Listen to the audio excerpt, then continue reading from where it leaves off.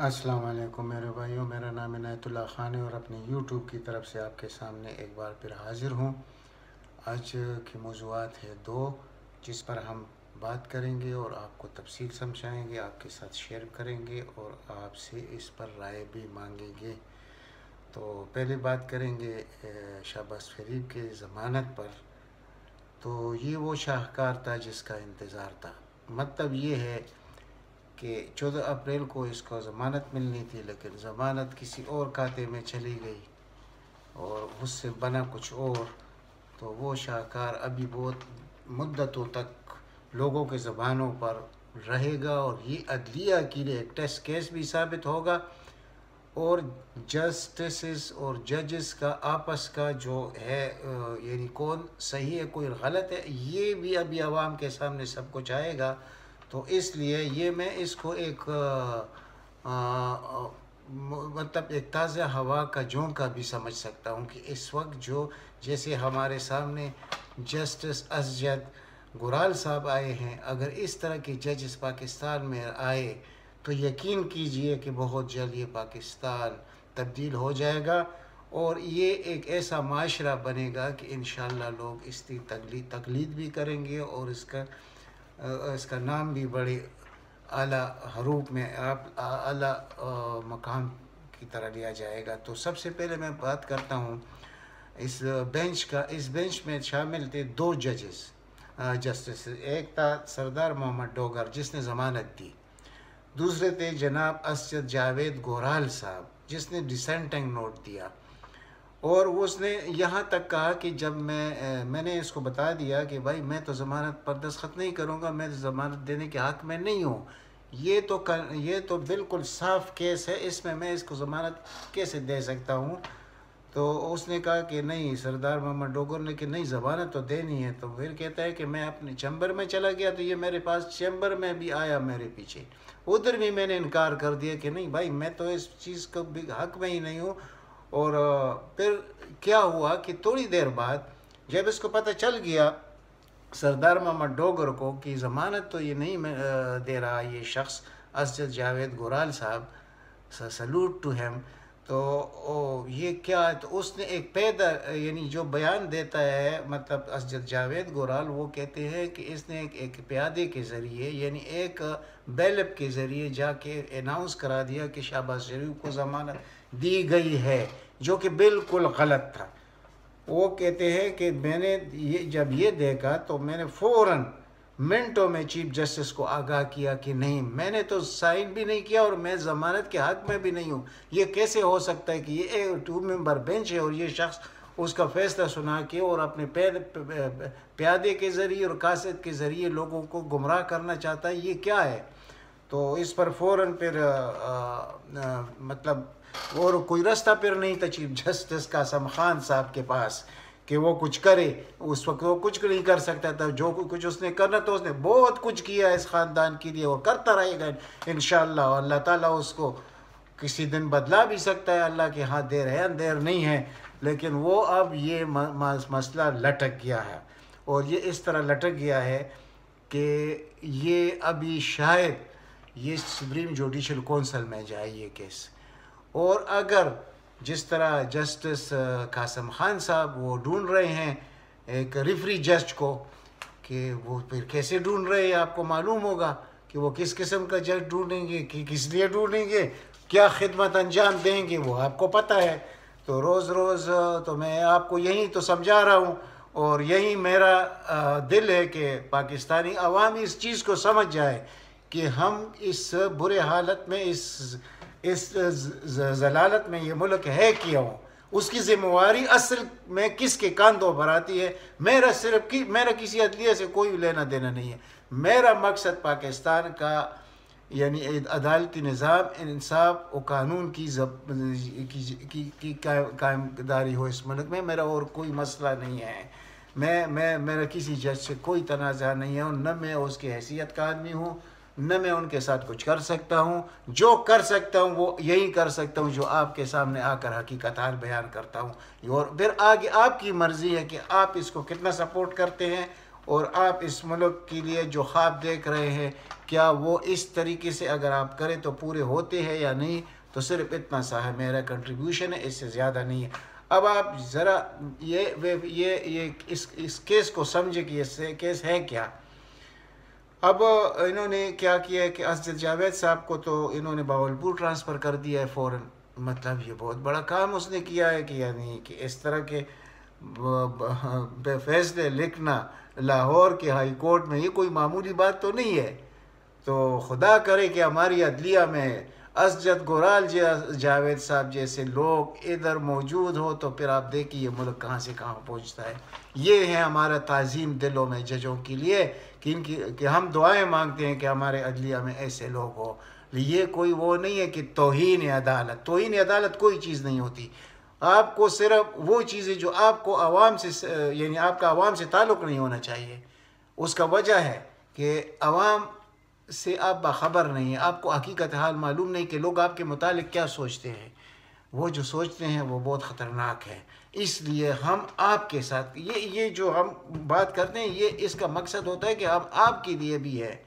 तो यानी आवाम ये भी चाहते हैं कि हम अदलिया की वजह से हमारे आंख की ऊंचे हो, हम लोगों से बात कर सके कि हमारा मुल्क एक निज़ाम के तहत, एक अदलिया के तहत बहुत सही सेमत में जा रहा है।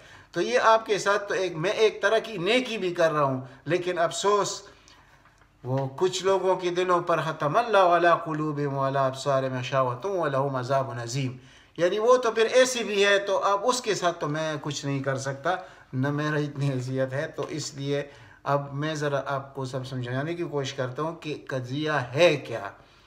ये मसला बना टीटीज़ की तरफ, जो नाजायज़ टीटियाँ बन रही थी। तो जब ये आया FIA के सामने और नेब के सामने ये चीज़ें, तो उन्होंने जब इस पर तफ्तीश की तो वही पैसे थे, कभी बेटी की उसमें जा रहे हैं अकाउंट में, कभी बेटे के अकाउंट में जा रहे हैं, कभी फ्रंटमैन के अकाउंट में जा रहे हैं। सबकी तफसील आपके सामने मैं रखूँगा थोड़ी देर में।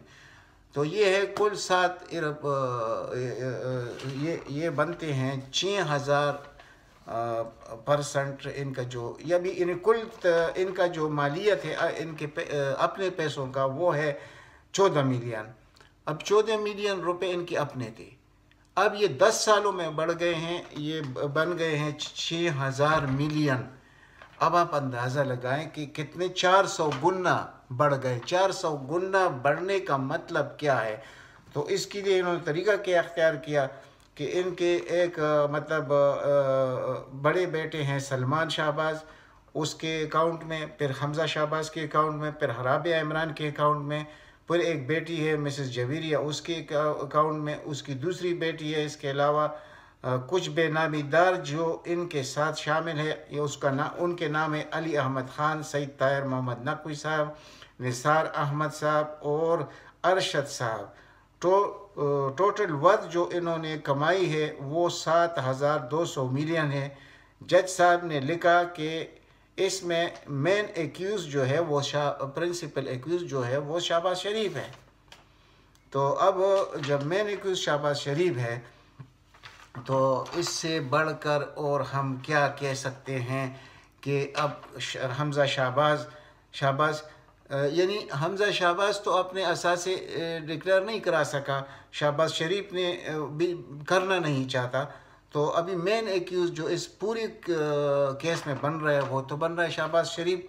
तो इसलिए जज साहब ने अपने फ़िक्रे में सारा मसला ही हल कर दिया कि नेब का काम ये नहीं कि वो बताए कि शहबाज शरीफ ने कहाँ से रिश्वत दी। नेब का काम सिर्फ इतना है कि ये शहबाज शरीफ के असासे हैं।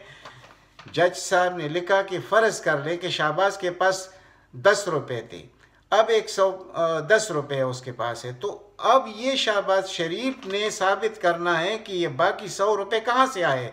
दौरान तफ्तीश शहबाज शरीफ जस्टिफाई न कर सके कि ये पैसे कहाँ से आए।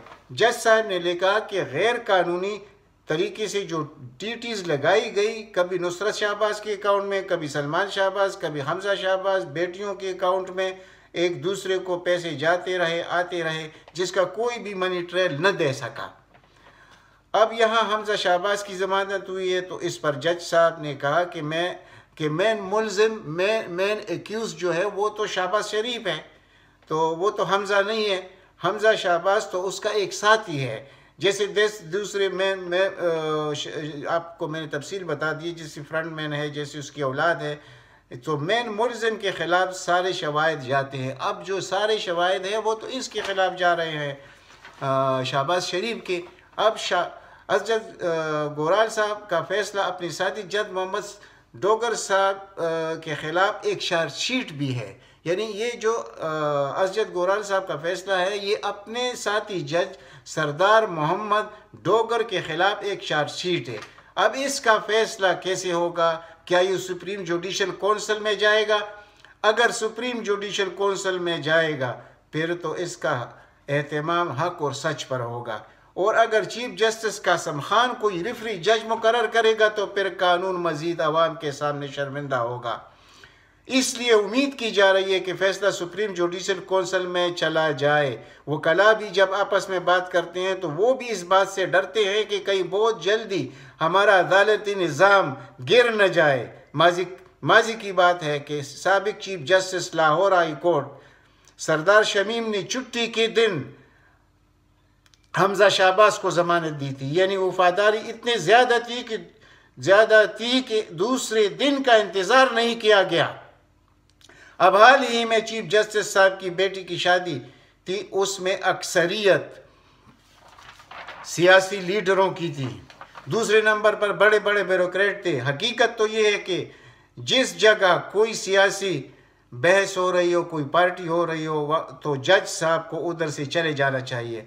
पहले ज़माने में जज अखबार भी न पढ़ते थे ताकि कोई असर किसी फैसले पर न पड़े। अब और एक तो आज के जज हैं कि शरीफ फैमिली को ओब्लाइज करने लिए कुछ जजेस जस्टिस का एक दौड़ लगा रहे दौड़ लगा हुआ है कि पहले मैं ताबेदारी करूं और जल्द अज जल्द रीप दूं, मुल्क जाए बाढ़ में। इस वक्त लोगों की नज़रें अदालतों पर है, खुसूसन लाहौर हाई कोर्ट पर, कुछ ना कुछ इस्लामाबाद हाई कोर्ट पर भी है। हम नहीं चाहते कि हमारी अदालतों से अवाम की तवक्कुआत टूट जाए। अल्लाह करे ये राय रास्त पर आए और इनमें कई अजद गोराल पैदा हो, न कि जनरल डोगर जैसे पैदा हो। तो हम सलूट भी करते हैं जनाब जस्टिस अजद जावेद गोराल साहब को, और आवाम फिर भी इनको अपने कंधों पर उठाए हुए हैं।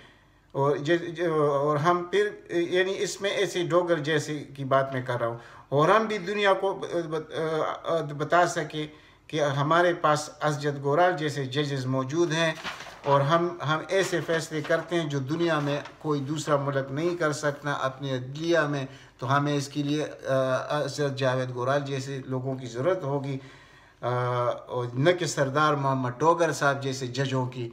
तो इंशाअल्लाह इस जैसे जजों से ये पाकिस्तान की अदलिया पाक होगी, और इंशाअल्लाह आने वाले वक्तों में जैसे हमारा एक बहुत मजबूत इदारा है अफवाज पाकिस्तान का, तो हम ये भी देखेंगे इंशाअल्लाह बहुत करीब कि हमारा अदलिया भी बहुत मजबूत होगा, हक व सच का साथ देगा, किसी का कोई लिहाज नहीं करेगा, और इस पर भी इतना ही इत्मीनान किया जाएगा जितना अफवाज पाकिस्तान पर किया जाता है, और जितना अजद जावेद गोराल साहब जैसे जजों पर किया जाता है।